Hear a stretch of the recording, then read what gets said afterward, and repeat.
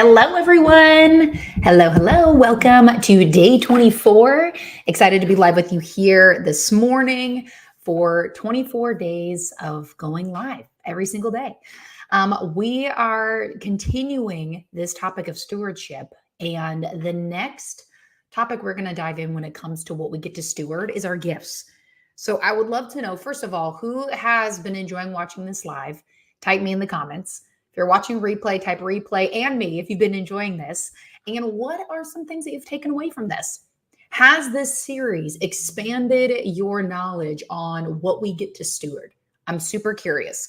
It's so funny because when I started doing these lives, the words come up more in different conversations, other people bringing it up.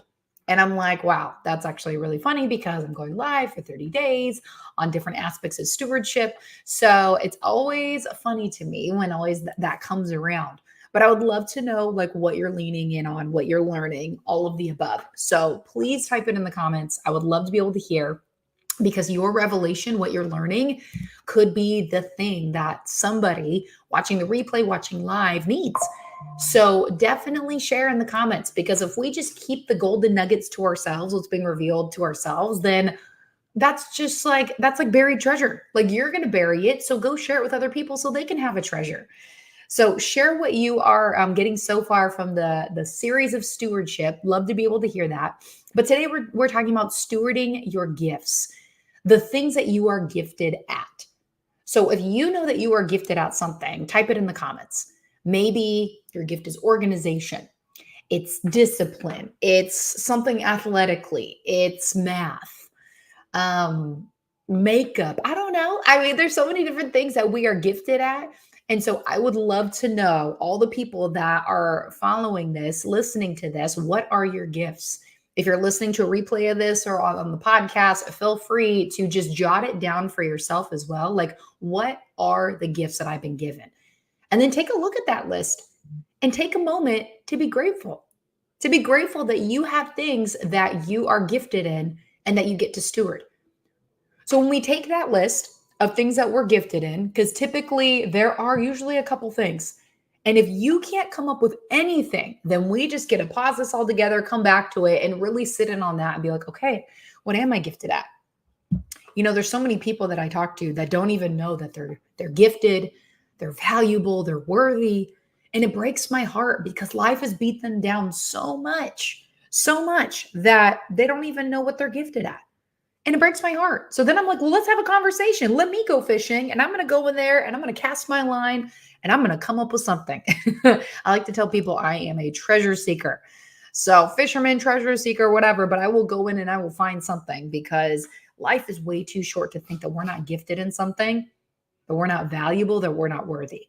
So if anybody's feeling that, I rebuke it right now and we get to scrap that thought and start over. So really sitting in on like, what am I gifted at? But now once we've gotten there, let's talk about how we can steward that. So how can we steward that? Number one, in your gifts, being the example. Being the example. Number one, being the example. I'm going to repeat it again. It's so important that if we know that we're gifted in something, to not hide it. We cannot hide it. If we hide it, then other people don't get a benefit from it. So I'm going to type this in the chat. Be the example for those that are watching the replay so you can see what the different pieces are. It's so important. So we get to take what we're good at. We get to go share that with others. And we get to be excellent in that. There's a lot of people that have this like false sense of humility of like, oh, I don't want to share it because I don't want to be cocky. I don't want people to like think I'm arrogant or what have you. It's like, go show that. Go share that because it's not about you. It's about you showing this is what I'm gifted at so it can be a blessing to others. And it brings fulfillment to you, by the way. Your gifting brings fulfillment. It truly, truly does. So why aren't you sharing? Why aren't you sharing? I would love to know. Or even write it down for yourself. Why aren't you sharing? Like take a reflection moment of why aren't you sharing that gift? So we get to be the example and we get to use it and use it frequently.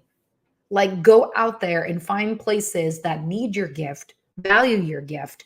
And I'm telling you, not only will it be a blessing to others, but you will be blessed immensely and you will be fulfilled. Let's pause on fulfillment for a second. How many people want more fulfillment? How many? Everybody should say me. I mean, everybody that I know is looking for fulfillment. Why? Because it's a part of our being. We want to be fulfilled. So when you are the example, when you're using your gift, you are being fulfilled. So number one, when it comes to stewarding your gift, is being the example. Number two, don't be lazy with your gift. Don't be lazy. So many people get lazy because they're like, oh, it's there. Okay, it's there. It could be taken away from you at any time. I truly believe the gifts that we've been given, what we are good at, what we get to be a blessing in, who we get to be a blessing to with that gift, that is something that the Lord gave to you to steward.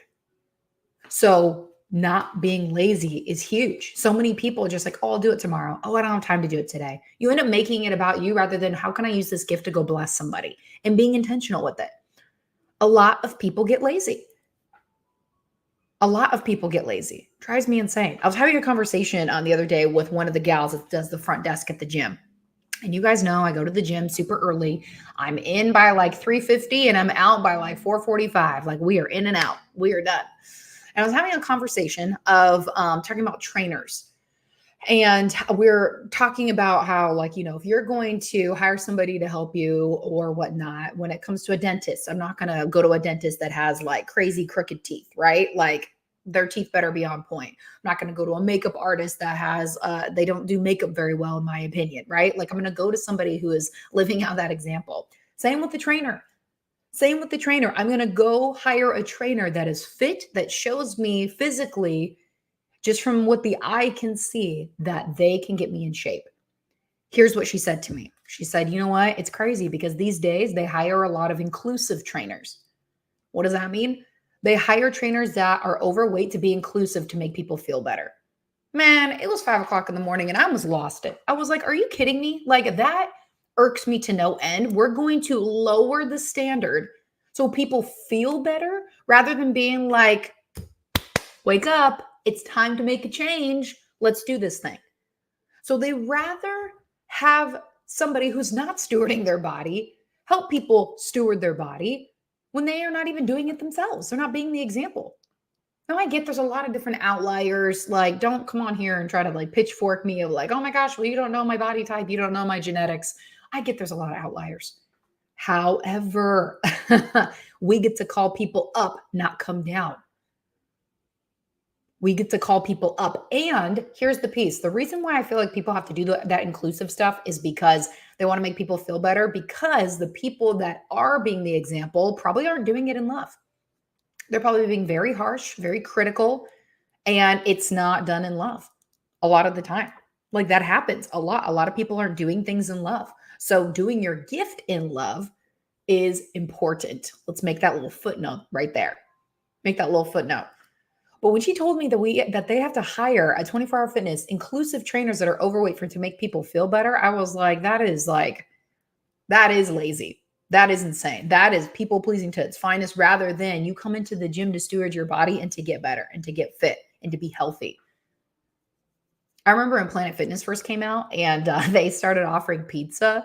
I was literally like, I'm done. I'm done. I'm out of here. I'm out of here. I actually only worked out at Planet Fitness for a short time. That's a whole nother story. I ended up getting kicked out because they said I didn't need to wear a mask. It was during the pandemic. So I didn't wear a mask. Then they told me to put it on. I said no repeatedly. And repeatedly, then they escorted me out of the building. So I was like, not only do you guys serve pizza, this gym sucks. Goodbye. For anybody that works at a Planet Fitness, find a better gym. Find a better gym. Anyways, that's a little side note. Okay, so number one, be the example. Number two, don't be lazy with your gift. Number three, expand. I'm typing this in the comments. You guys can have these in the comments. Expand your knowledge. Ooh, I love this one. Why is this one important? When we have a gift, ego and pride can kick in. Oh, I'm good. This comes natural. This comes natural. Did you know like hard work beats talent every time? Somebody who's intentional that goes after it will beat talent every time. Similar when it comes to your gift. If you aren't stewarding your gift, if you're not growing in your knowledge in that gift to expand, to increase, to sharpen, to refine, like it is going to die out. It's like a set of knives. What do we do with knives once they get dull? We sharpen them. My husband and I recently got a knife sharpener for our knife block, and oh my gosh, it's like, whoosh, and everything is just sliced. Before then, we had to really kind of like dig into it because we used them a lot. You need a sharpener. You need to refine. You need to grow in your skill set, in your gift. And if you don't, then that goes back to number 2. You're just being lazy. You're being lazy. You know, one of the things that I think about a gifting that God's given me, and I have practiced, for many, many years, is the gift of communication and speaking. So when I started as a news anchor and reporter, I got a lot of experience in that, not only talking to people, gathering the information for a story, then sharing the story.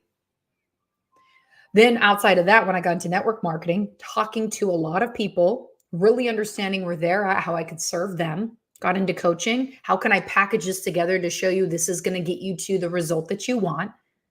And now being a co-founder of a network marketing business, the #1 faith-based digital growth company powered by network marketing. That's what Kingdom Alliance is. And so I get to help people solve problems. I get to communicate. I get to share with them vision, help them find their own vision, turn their dreamer back on. Also being one of the trainers in our Kingdom Speaker Academy, our Radiant Leadership Academy, and a couple more academies and trainings that are coming soon. Putting out courses. Like there's so many ways that I get to communicate, but I'm always growing as a speaker. The other trainers inside of our speaker certification program, they are amazing. I am constantly taking notes of, I love how you said that there. I love how you paused there. I love your body language there. I love what you did there. I'm not comparing. I'm just saying what it is that I loved and what it is that I admired. How can I rope that in? I'm actually, for most of the events we have in Kingdom Alliance, I get to be the MC, which is a ton of fun. And let me tell you, when you are an MC, you got to think quickly. You got to be on it. Like you have a lot of things to remember. It's actually really fun. At some point, I'd love to put together like an MC school because it would be so fun to be able to see more people be able to MC events. It is a hoot. It is so fun to be able to just be the one that's like facilitating and keeping things going. But I put myself in those situations because sometimes it can be uncomfortable. I don't know, but I'm like, how can I get better? How can I connect with the audience more? How can I have a better pace to connect with people? I'm thinking all of these things, even though I have well over a decade of experience speaking. Technically, you don't have to keep growing, but I choose to be a student. Jim Rohn said, if you're not growing, you're dying. And I'm not ready to die yet. I'm not ready. Oh, Val, thank you. Val, you're so sweet. I'm going to put this up here. She says, hi, Molly. You're an awesome MC. I love it. I absolutely love it. It was such a treat to meet you. Val, we got to connect. I sent you an email. Here I am just like plugging that live, but it's true. It's so fun to be able to be an MC. If you don't know what that is, Master of Ceremonies, it's the one that kind of keeps the event going, the live event. Is the program open to guys as well? Yes, our speaker program. Yes, it is. Actually, all of Kingdom Alliance is open to men and women. So go ahead and shoot me an email if you want to be able to connect on that. I'm going to type it here in the chat. So if anybody has any questions on Kingdom Alliance or literally anything that I'm saying, email me. I'm happy to connect with you. So #1, be the example. #2, don't be lazy. #3, expand in your knowledge. And I should have added this as well. Expand in your knowledge and territory. Knowledge and territory. There it is. Like expanding your territory is big as well. One of the ways that I was able to expand my territory when it comes to the gifts is I was, before Kingdom Alliance, I was a speaker coach. And I did that full-time, one-on-one, group coaching, different things like that. Like just having more impact, in my opinion, that I've ever had, making more money than I've ever had, just really loving where I was going until God gave me this vision. We don't have kids yet, but he gave me this vision because he knows how much I want a future family and want children. And it was this little girl tugging on my sweater saying, mommy, mommy, come play with me. And I'm like, sorry, honey, mommy has to work. And then right after that, he's like, this is what's going to happen if you continue down this route. This is a gift that I've given you, but do you trust me with this gift? I want to show you something better. And in walks this massive vision, which was once Girl Power Alliance. And now come October, we're rebranding to Kingdom Alliance, where men and women get to come in, they get to grow personally, professionally through our academies, certifications, on-demand trainings, live calls. Also, there's an opportunity to earn and a big opportunity we're going to release to save in a massive, massive way. So when I trusted him with closing one door, opening up another, I didn't know what I was walking into, but I just knew I had to say yes. And he's been able to expand my gift, expand my knowledge and my territory with that yes. It's massive. So many people want to do their own thing because they can control it, but you can go fast alone. However, you can go further together. So many people are so averse to like locking arms with other people and being a part of like bigger movements bigger than themselves because they're like, well, it's not about me anymore. I'm not the expert. I'm not the face. I don't even want to be the face of our company. I have to do a lot of promos. I have to do a lot of speaking. I have to do a lot of things, but I don't want it to be about me. I want to elevate the people that are here because there's so many new voices emerging. There's so many people that are like really coming into who God has created them to be when you're planted in the right environment. So when you are in your gift, enlarging your territory is a must. And there's going to be things that you have to peel away from that are going to be uncomfortable, but it will always be worth it. Always be worth it. Just trust. Trust and just keep asking, what's next? Who do I get to become? What's next? Who do I get to become? What's next? Who do I get to become? Key.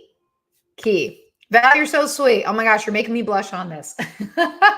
She says, but you have such a great face. Thank you, Jesus. I'm very grateful. But I want to elevate other people. It's about them. It's not about me. It's about what God can do through them. And the very last one. So the very last one, this is number 4. Stop settling. Stop settling. Quit settling. Quit just being like, that's enough. This is good enough. You know what? I don't really want to go look for more. It will always be challenging, but if you don't challenge your gifts, if you don't step out, if you don't be the example, like we said, number 1, if you stop being lazy, like we said at number 2, number 3, expand your knowledge and territory. If you're doing all those things, you should not be settling. But I have to say it because so many people do settle. They settle because it's easier. They settle because it's not challenging. They settle because so many people are like, oh, I just want it to get easier. I want it to get easier. Well, I may not be the one for you to mentor you because I will tell you it won't get easier, but it can get simpler. It can flow better. It can feel better. You can have peace. You can have fulfillment. You can be in your purpose if you stop settling. So what if a coach burned you before? Hire another one. So what if a community didn't serve you before? Get into another one. So what if you made those decisions in the past? Make new ones. Like quit settling for what's happened in the past or what was once was and start pushing forward. Your gifts go way beyond you, way beyond you. So when are you going to stop settling? And this is a great question to even ask yourself. What am I settling in? You might not know the answer to that, but write it down. Write it down. So as we're wrapping this up, when it comes to stewarding your gifts, be the example. Here's the question. What does that look like? Ask yourself that. Don't be lazy. Ask yourself, am I being lazy in any area? Expand your knowledge and territory. The question with that to reflect, how can I grow in knowledge? How can I expand my territory? What are things that I can do to grow? What are things that I can do to grow? I love this, Valerie. I'm ready to get unsettled. Yes. It starts with one person and then it grows. It starts with one and then it grows. When you think about some of the biggest things in the world, like if you take Amazon or Apple, take Apple, for example. So many of us have Apple products, a Mac, an iPhone, whatever, Apple Watch, AirPods, like just all the things, right? If Steve Jobs didn't come out with a crazy idea many moons ago, none of that would be here. Can you imagine? One of my favorite features about Apple, little plug, is AirDrop. My gosh, the amount of things I get to airdrop from iPhone to iPhone, computer to iPhone, vice versa, like makes life so easy. So easy. Like that right there is so valuable to me. Imagine if he didn't have that crazy idea many moons ago, right? There are so many stories out there where people like got denied by dozens or hundreds of investors until something went through, like Netflix. Netflix was denied by I think like dozens of investors. I don't know the exact number, but I remember seeing something on Instagram floating around of like a lot of these companies that we see today, DoorDash or Netflix or Uber or whatever, were denied until somebody's like, huh, let me check this out. And now it's like everywhere. It's absolutely everywhere. So stop settling, keep pushing, and ask yourself those questions like, how can I expand in knowledge and territory? And then the last one, like, where am I settling? Am I settling? If so, where? A lot of us may be like, oh, no, I'm not. I'm not lazy. I'm not settling. I'm doing all these things. If it's like a yes, really easy yes, then I challenge you to dig deeper. I challenge you to dig deeper. Context is everything. You need context for certain things in your own life in order to really get to that next level. Maybe it's just me, but there's a lot of times I would give answers because I know that's like the politically correct answer, the answer that people need to hear, want to hear. But was that true? Was I actually doing that? Ooh, yeah. Then I had to really get real with myself. I could sit there and fake it to everybody else, but once I got real with myself and really dug down deep and really questioned, like, do I really believe that? Is that really where I'm at? Truly. Like then I was able to get to the real answer, not just the right answer, the real one that would eventually lead to the right one and the better answer.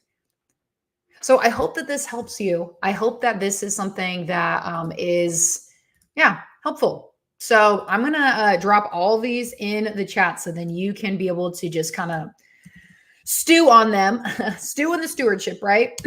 So you can really be able to just ask these for yourself. So love the interaction that we've had here today. Very excited for just more talks on stewardship. If there's any questions, anything that you're experiencing, anything that's coming up for you, please type them in the comments. Type them in the comments. For those that wanted more info about our speaker program or Kingdom Alliance, I put my email in there, molly@ourkingdomalliance.com. Love to be able to connect with you on that. And we will see you tomorrow for day 25. Bye, everyone.